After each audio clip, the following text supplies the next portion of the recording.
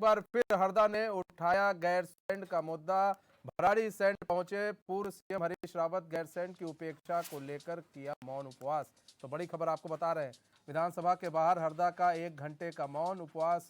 गोविंद सिंह कुंजवाल और प्रदीप टमटा भी साथ में मौजूद रहे। पुलिस ने हरीश रावत और कांग्रेसियों को रोका। मुख्य विधानसभा भवन के परिसर में जाने से रोका गया। पुलिस के रोकने के बाद हरीश रावत ने बड़ा बयान दिया।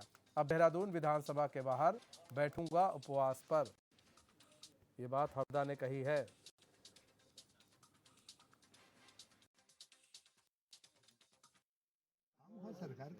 यहाँ मुझे बहुत दुख के साथ कहना पड़ रहा है, जिस भवन के दरवाजे जनता जनार्दन के लिए खुले रहने चाहिए थे, वहां पर न केवल ताला लटका है, बल्कि मुझे भी और मेरे साथ संयोग से इस विधानसभा के एक पूर्व अध्यक्ष भी बैठे हुए हैं, उनको मुख्य भवन के सामने उपवास के लिए 1 घंटे के मौन व्रत के लिए नहीं जाने दिया जा रहा है। मैंने फैसला लिया है कि मैं माननीय स्पीकर और माननीय मुख्यमंत्री दोनों के इस कदम की निंदा करता हूं, और ये राज्य के लिए एक शर्मनाक स्थिति है जो पैदा की गई है, और एक गैरसैंण और गैरसैणियत के अपमान पर नमक छिड़कने जैसा काम है। मैं विधानसभा लखनऊ देहरादून के सामने उपवास पर बैठूंगा। हरीश रावत आज गैरसैंण में भराड़ीसैंण विधानसभा भवन के बाहर धरने पर बैठे, लेकिन उनकी धरने पर पहुंचने से पहले ही वहां पर पुलिस प्रशासन द्वारा गेट पर ताला जड़ दिया गया और जबरन कांग्रेसियों को वहां से उठाया गया। इसको लेकर कांग्रेस में भारी रोष है। कांग्रेस के प्रदेश अध्यक्ष करण महारा ने प्रेस कॉन्फ्रेंस करते हुए सरकार पर गंभीर आरोप लगाए हैं।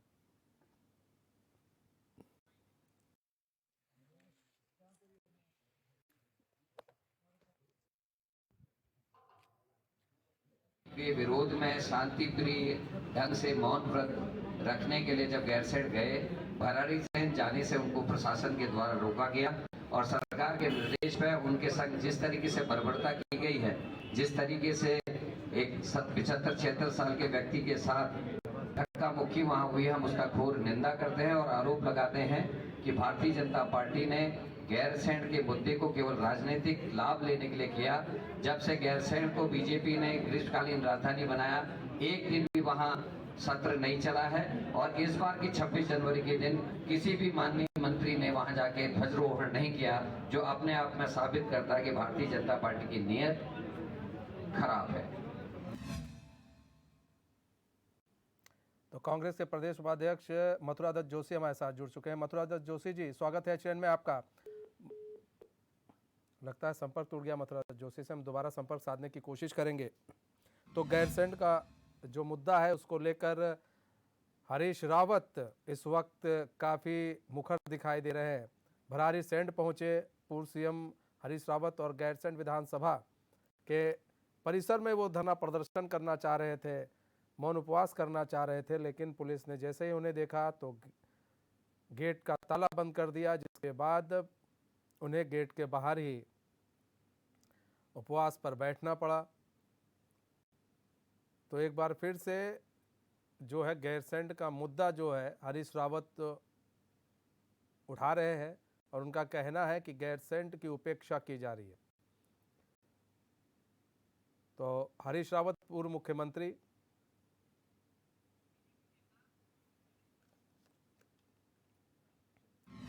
तो बीजेपी नेता देवेंद्र भसीन हमारे साथ जुड़ चुके हैं। देवेंद्र जी, स्वागत है एचएन में आपका। देवेंद्र जी, गैरसैंण की उपेक्षा की जा रही है, इसको लेकर अब हरीश रावत ने फिर से मोर्चा खोल दिया है और गैरसैंण विधानसभा के बाहर प्रदर्शन किया है, मौन उपवास किया, क्या कहेंगे? देखिए, पहली बात तो ये है कि कांग्रेस नेताओं के पास कोई मुद्दा ही नहीं है, और मुद्दा भी इन कांग्रेस पुराने मामलों को जो उठाते रहे हैं और गलत ढंग से उठाते रहे हैं उसी पर चल रहे हैं। जहाँ तक श्री हरीश रावत का सवाल है, उपवास करना, मौन रखना, ये उनका राजनीतिक शगुफा बन गया है। कारण ये है कि उनकी पार्टी ने उनको किनारे डाल दिया है, उनका नेतृत्व भी उनको महत्व नहीं दे रहा। तो ऐसे में अपनी राजनीतिक जो व्यवस्था है, अपना राजनीतिक अस्तित्व है, उसको बनाए रखने के लिए इस प्रकार की बातें अक्सर करते हैं और यही उन्होंने आज भी किया है। जहाँ तक भारतीय जनता पार्टी सरकार का सवाल है, तो वर्तमान में भारतीय जनता पार्टी की सरकार के द्वारा लगातार उसके विकास के लिए बजट भी निर्धारित किया गया है, लगातार काम हो रहे हैं और हम अपना सत्र भी कर रहे हैं। पिछला सत्र इसलिए नहीं हो पाया था क्योंकि आपदा की स्थिति थी, लेकिन अगला सत्र जो है वो वही होने वाला है। तो भारतीय जनता पार्टी ने जो ग्रीष्मकालीन राजधानी का जो वादा किया था वो हमने पूरा किया, लेकिन कांग्रेस ने भराड़ीसैंण में जो है किसी प्रकार से कोई खास काम नहीं किए। और हरीश राव जी के कार्यकाल विशेष की तो बात मैं ये करूं तो भ्रष्टाचार हुआ। विधानसभा के लिए जो बनाए गए थे भवन, उनको उन्होंने सरकारी गेस्ट हाउस में कन्वर्ट कर दिया। तो इस प्रकार की बातें कांग्रेस करती रही है और जब मुद्दा कोई उनके पास नहीं शेष रह गया है तो वो ये पुराने रिकॉर्ड बजाते रहते हैं, केवल अपने आप को मतलब पुराने ढोल बजा रहे हैं। ठीक है, देवेंद्र जी जुड़े रहिए हमारे साथ। तो मथुरा दत्त जोशी भी जुड़ चुके हैं, कांग्रेस के उपाध्यक्ष है। मथुरा दत्त जोशी जी, स्वागत है चैनल में आपका। मथुरा दत्त जोशी जी, सबसे बड़ी चीज ये गैरसैंण का मुद्दा फिर से आप लोग गरमा रहे हैं, कह रहे हैं कि उपेक्षा हो रही है और हरीश रावत वहां पर आज उन्होंने प्रदर्शन भी किया है मौन वहां पर, और उनको देखते ही गेट बंद कर दिया गया, ऐसे आरोप लग रहे हैं। नहीं, आरोप नहीं लग रहे, तो सर्वविदित है, सबके सामने गेट बंद हुआ है, उनको अंदर नहीं जाने दिया। पूर्व मुख्यमंत्री जी हैं, पूर्व सांसद उनके साथ हैं, पूर्व विधायकगण उनके साथ हैं, तमाम कांग्रेस के वरिष्ठ नेतागण उनके साथ हैं। ये तो भाजपा की सोची समझी चाल की है। ये गैरसैंण का के संबंध में भाजपा को ये स्पष्ट करना चाहिए वो क्या चाहती है। इन्हीं की सरकार ने ग्रीष्मकालीन राजधानी घोषित की, तो बताइए कितने ग्रीष्मकाल में वहां पर विधानसभा का सत्र चला, कितने अधिकारी वहां बैठ रहे हैं, कितने मंत्री वहां बैठ रहे हैं, कितने मुख्यमंत्री अभी तक वहां गए हैं, कोई मुख्यमंत्री इनका गया है वहां। ये भाजपा जानबूझकर गैरसैंण के मुद्दे को उलझाना चाहती है, गैरसैंण के नाम को खत्म करना चाहती है, लोगों की भावनाओं को कुचलना चाहती है, लोगों को जो आंदोलनकारियों की और शहीदों का सपना था उसको कुचलना चाहती है भारतीय जनता पार्टी। ये इनका नेचर है, इसलिए ये गैरसैंण में कोई न जाए, इन्होंने वहां ताला लगाना है, ताला लगा दिया इन्होंने। आज गेट पे भी ताला लगा दिया ताकि अगर कोई गैरसैंण के मुद्दे पर कोई आंदोलन कार्रवाई कोई करता है तो उसको वहीं पर दबा दिया जाए, उसको वहीं पर उनकी भावनाओं को कुचल दिया जाए।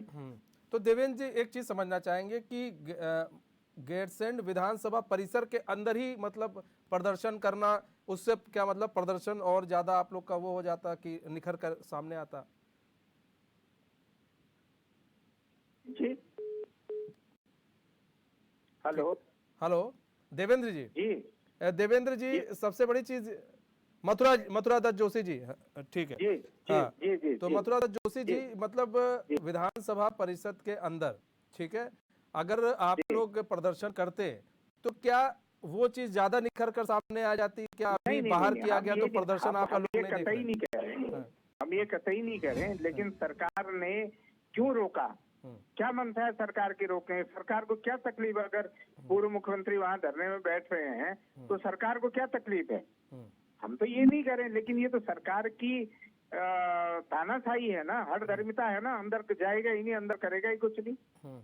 आपने किस कैपेसिटी में रोक लिया पूर्व मुख्यमंत्री जी को? कोई जरूरी है? वो धरना ही दे रहे थे, अवलोकन करने भी तो जा रहे थे, वो वहां से कोई संदेश भी तो देना चाहेंगे। आप बताएं, 6 साल 7 साल का कार्यकाल भारतीय जनता पार्टी का पूरा हो रहा है इस प्रदेश में, बताएं ना, गैरसैंण में अगर 7 ईंट भी लगा दिए तो इन्होंने कोई काम किया हुआ, एक सत्र भी इन्होंने किया हो? इनके पूर्व मुख्यमंत्री के कार्यकाल में, त्रिवेंद्र सिंह जी के कार्यकाल में ग्रीष्मकालीन राजधानी घोषित हुई, बताइए ग्रीष्मकालीन राजधानी की दिशा में क्या कदम इन्होंने किया, क्या काम इन्होंने किया? क्या एक सत्र वहां किया? क्या कोई अधिकारी वहां बैठ रहा है?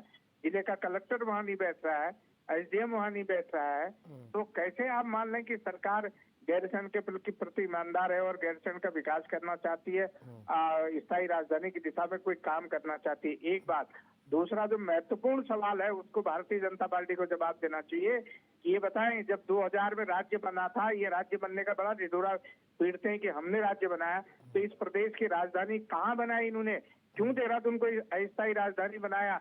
क्यों नहीं इस प्रदेश की कहीं भी स्थायी राजधानी घोषित क्यों नहीं की? जहां ये चाहते वहां करते, कौन इनको मना कर रहा था? तो मतलब कहीं ना कहीं अब आप लोग को लग रहा उपेक्षा हुई है, लेकिन मथुरा दत्त जोशी जी इधर बीजेपी कह रही है कि कई भ्रष्टाचार हुए हैं, उसको छिपाने की कोशिश कर रही है। बीजेपी के कांग्रेस के पास मुद्दे नहीं है, इसलिए कांग्रेस अब इस तरह की चीजों को उठा रही है। बहरहाल बहुत बहुत धन्यवाद।